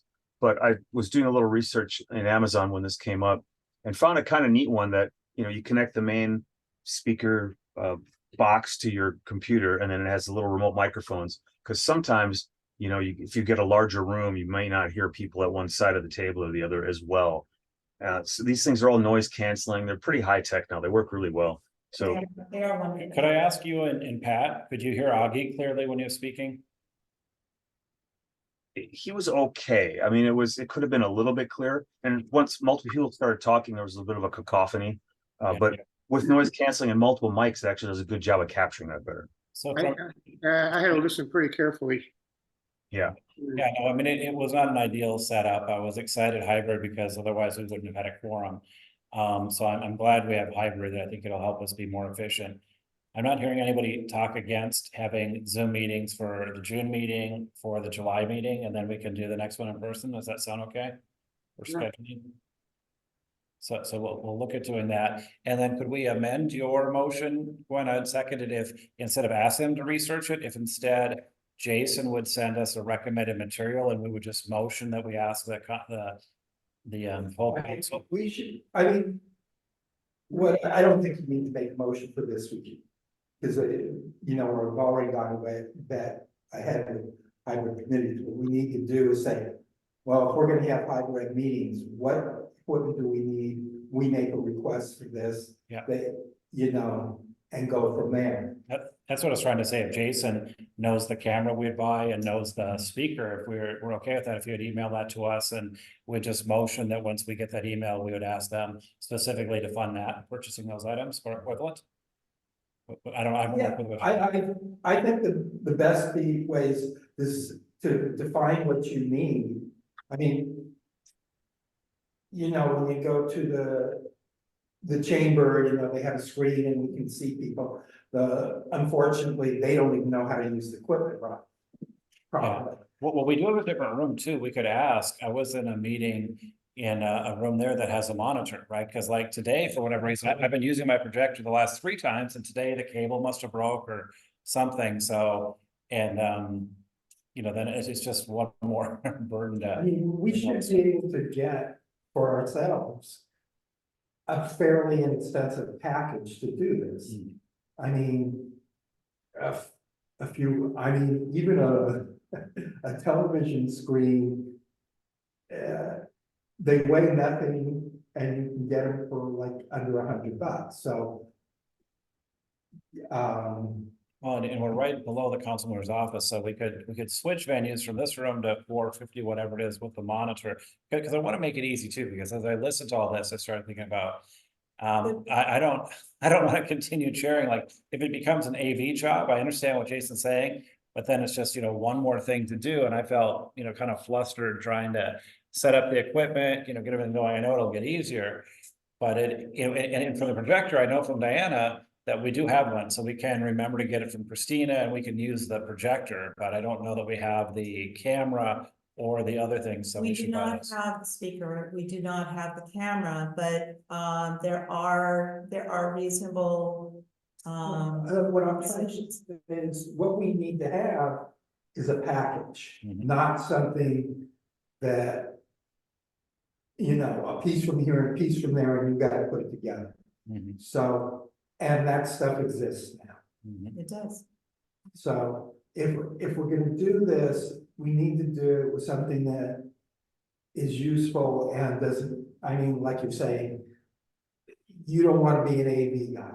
Right, You know, we need to be able to have an open meeting without everybody sitting there going, oh, we need to shut this person up and we need to do this, because that's not what our purpose is. mhm, You know, and that's why one of my big complaints about Zoom meetings is people get, you know, power crazy and they want to shut people off when they're talking. When we're in an in-person meeting, you can't do that.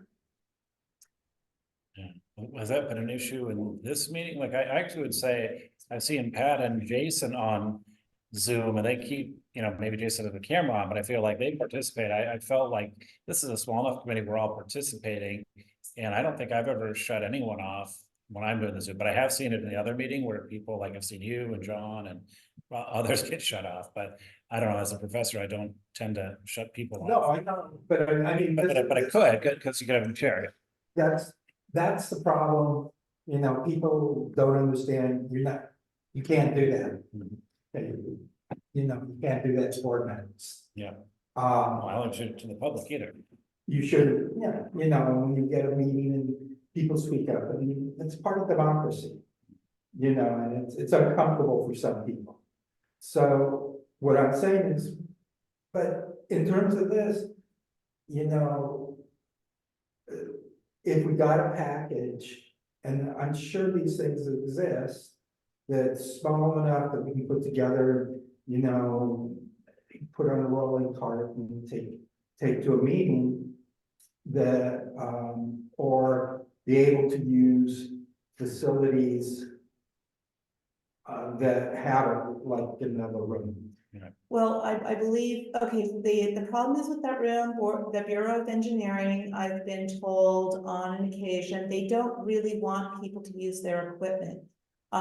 Maybe that's changed this year, but that was the last that I heard is that. That's why Dana brought her own projector, because I thought, why are we using the projector when there's this nice thing there? Correct, yeah, the Bureau of Engineering, they have had issues in the Yeah, past, but that's, but. we can overcome that. Let's say, But what, you know, a lot of people use this room for meetings. right, So maybe we could talk to the council office and say, hey, and we'll buy the equipment and leave it here, because that's what I would like, because even if we have this thing, I don't want the responsibility of wheeling it up here and then dropping it, you know, or whatever I did. So we could project onto that, right? And then it would be set up, so I'm not figuring out how to come here a half hour early, and I didn't have a long enough extension cord, you know. We could yeah, have no, I'm on the same page. I mean, we have, I believe you know, this is no, we're not, this is nothing new. So let's second, Jason, do you mind putting together a recommendation of a package, and do you have an understanding of what Craig's been asking for? I mean, if you buy like a package from a vendor who supplies this for remote meetings, it's going to be expensive, right? Yes, they do have those packages. Cisco offers it, you know, these vendors, and they're expensive. Oh, no, I was thinking if you could just pick the components that would be the package. I know at the university, I couldn't afford any of those either, and then my IT people for like $800 put together something just as good. So that's what I was hoping you could do. That's Monitor, good speaker, good camera, and then we'll ask the council member if we can leave it here, because that's the thing, like, I don't want to be responsible for dropping it, I'm clumsy, right? So I'll go break the monitor, bring it up the Well, stairs. actually, that, once again, we're going to have some difficulty with our board members regarding chain of possession. I believe that the neighborhood council, the city clerk also wants that requirement of a chain of possession. We have a storage facility to be stored in. Yeah, and actually, the storage facility is right here. The office is right here, and it should be utilized. I mean, if we bought it jointly and it was left in a city building, they can't have a complaint, Mm. okay? That's I don't what I'm know. hoping. what- That's what I'm hoping at the city building, because I We actually hate. have our locker, our office where we're supposed to leave Yes, the I know. equipment is here, yeah. So, No, I hate getting stuck with the pop-up tents at my house, because you're not supposed to have it, and be honest, my wife doesn't like it, sitting in her garage. And it should be there. Can we like inquire a little stronger about using the TV in that other room though? Because, I mean, hey, my tax dollars paid for that stupid thing. But, you know, maybe we can get, you know. And we're not, we're, We, You can set up a room. I mean, we can make the inquiry, Jason. yeah, I would start with that before you go and buy a whole nother monitor. Then you have to drag a monitor in and out all the time. That'd be a pain. I believe that a projector on a widescreen, I mean, that, over at the chamber, it is a pull down screen, is it not? no, they have, Chamber has a big TV. That's Oh, a big they do TV. have a It's a big TV. Okay, Okay, so we'll come up and we'll ask for some material and, what did your university get you? um, Did you get a list of that too? I didn't really get a list I could ask, but it was just a nice big TV with a special little microphone and then a camera, like you were saying, that faces, it's mounted, so it faces the whole room. And, if you're sitting here, you can hide. But, the rest of the room, they can see you. And it was really cheap, right? But Cisco wanted probably like $12,000, which we didn't have as faculty. And I think it works really great. We've been doing hybrid meetings since the pandemic. We haven't gone back. Yep. So, okay, and so in terms of capturing other things, in the next two meetings, we'll do Zoom only for summer, and then we'll be working to get equipment for a hybrid meeting in August. We might be doing a retreat or whatever then. So those are the main things, and then I'll just keep people updated as we talk to Central about the joint meeting. I haven't, interestingly, they hadn't approached me or Gwen, right? Either of us as co-chairs about the next step. We expressed an interest, but then there wasn't much follow-up. And maybe Coastal's not very interested. Maybe there's not as much joint interest. The other thing that's come up with other stakeholders that have been asked by folks is, should it just be the port or should it be port and environment with Wilmington? Wilmington doesn't have a port committee that I can see on their website. They only have an environmental committee. So that would be the other thing to think about. Should it really be a super committee on port and environment, or should it be more port? I believe that Wilmington, by having an environmental committee, they clearly are discussing port issues. We just have that designation simply because we used to have a port committee and an environmental and sustainability committee, and now we've kind of incorporated them all. I don't believe. I believe that Coastal is the only one that has two separate entities, or did at one point, a port committee.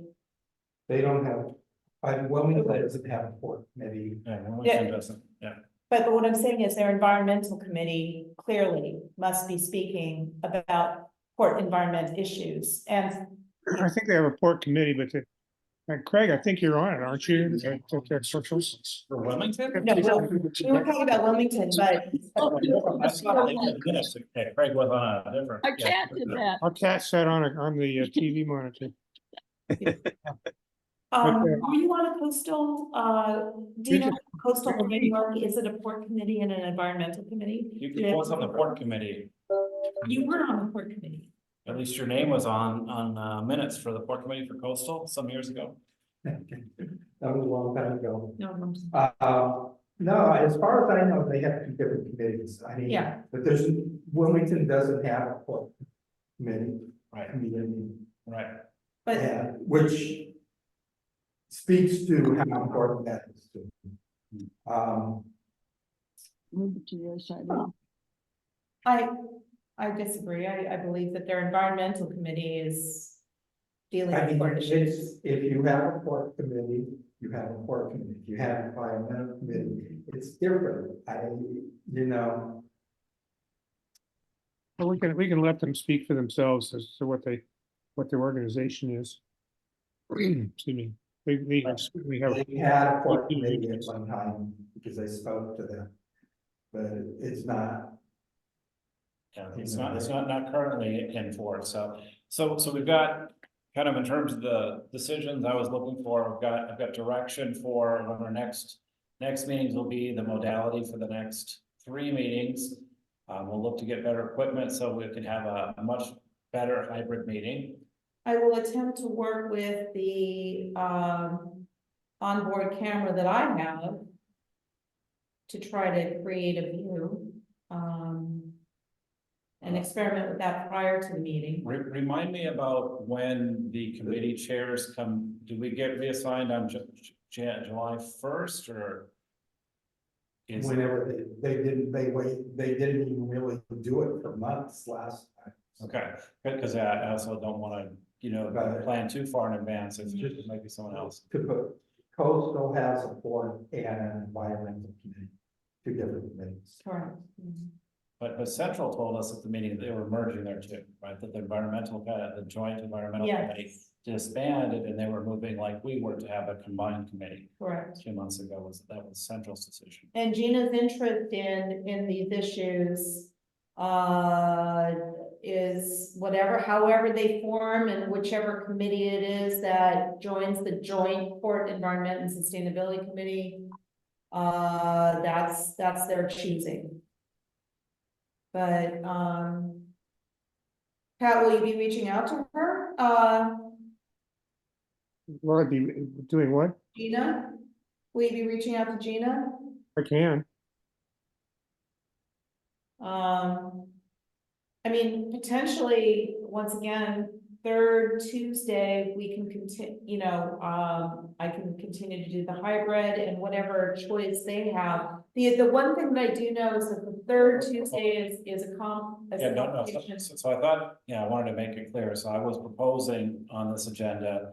That's why I had the 25th in mind, that we actually shift our meeting to the 4th Tuesday, We are, right? And then that way we won't have the conflict, it also helps Augie, right, so we can get speakers, so correct. if we are doing a joint meeting, we don't want to conflict with others. So is there anybody opposed to moving from the 3rd Tuesday to the 4th Tuesday? Wilmington's problem really for Zoom meetings is that they're, for a big part of Wilmington, they don't have, what's the right word for it? They don't have connectivity. They don't, you can't do a Zoom meeting and. Wilmington is only Zoom, Pat. It says on their agenda, all committee meetings are only Zoom. There's no hybrid, it's just Zoom. So they must Yes, Wilmington? Okay, well, did they tell you different? Maybe they just changed it when maybe they just had a vote like we did. Now they're all on Zoom. I know Tim was working on it.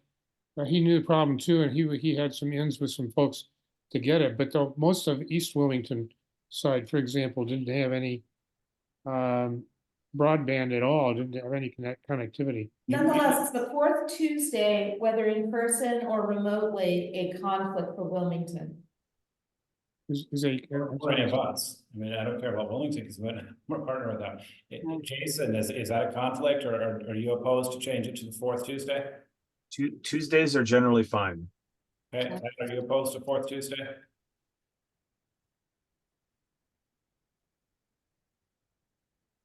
me? No, I'm fine with it. And then Craig? Right now, I'm Tuesday, looking over the 4th Tuesdays. before the joint planning committee always. Joint report and then joint planning. I heard you. Like what it gives me a little bit more time to do the agenda from Yeah. our stakeholder meeting. It does, yeah. But if it doesn't work, it doesn't work. And we could, and I wanted to make sure the 6:30 time works. For some places, like the library, where they throw you out. Here, I guess we can leave whenever we want, but they sometimes lock us in. And I found sometimes when we get here at 6:30, they don't know we're coming. So I also wanted to revisit if we should start at 6 versus 6:30, but I don't care. I really like 6:30. It does have the advantage during the regular school year for me, it's easier to get here. 6:30 still is, It's better for you. it's easier to do. Let's stick with that. Unless anybody else wants, it's fine, 6:30 is too late. Not seeing anyone. So 4th Tuesday, okay? Yes. I'm neutral. All right, so 4th Tuesday for the next, we'll just The skip. next, going okay, forward. all right, And then, and let Are you Christina, making a motion? yeah, and Is there a second? I will second. okay, is there anybody opposed? Okay, so that's unanimous. And then I'll make a motion that our next 2 meetings will be Zoom only. And I will second that. Is there anybody opposed to that? Okay, then let's just make a formal motion for the minutes. A motion that Jason will recommend a AV package and send to us to, so we can send it on to the budget committee, so that our hybrid meeting, which will be our August meeting, will have better equipment. Do a second for that? So moved. Is Jason willing to do that? Sure. Anybody opposed? Okay, all right, those are the three things we need to make a decision on. One last thanks, Craig, for making sure we officially voted. Thank you, Gwen, for recording the minutes. Just one question on the equipment. I don't want to spec out a screen if we're gonna be able to use the television there, so can we ask the parties in power if we can use that screen? Yes, Do you do that? Do you know who to ask? for? Bureau So, of Engineering, yes, you know- and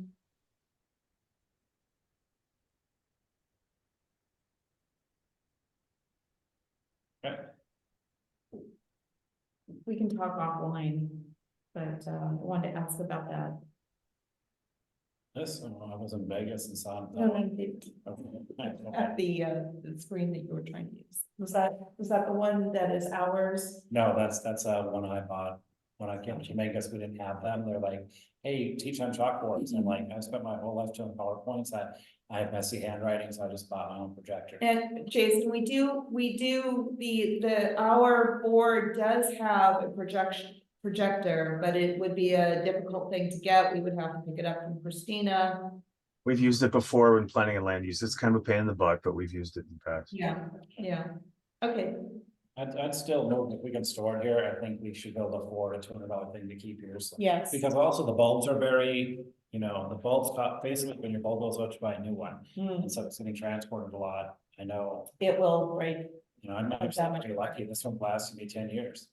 But a lot of colleagues. Sorry, guys, I'm about to call. I'm gonna have to leave. All right, we're at 8:42. Anything else? We've gone through the agenda. Can we adjourn? And then we can just continue to talk informally if we want, but Motion to adjourn. okay, we're adjourned. Thank you, So- Jason. Thank you. Yeah, so I was telling you, don't Talk have to to you second later. that. Yeah, Can we stay on? Or I got a call. See you guys. Yeah, so like you're gonna have coffee. Thank you for printing extra copies of the agenda Yes. and for the minutes.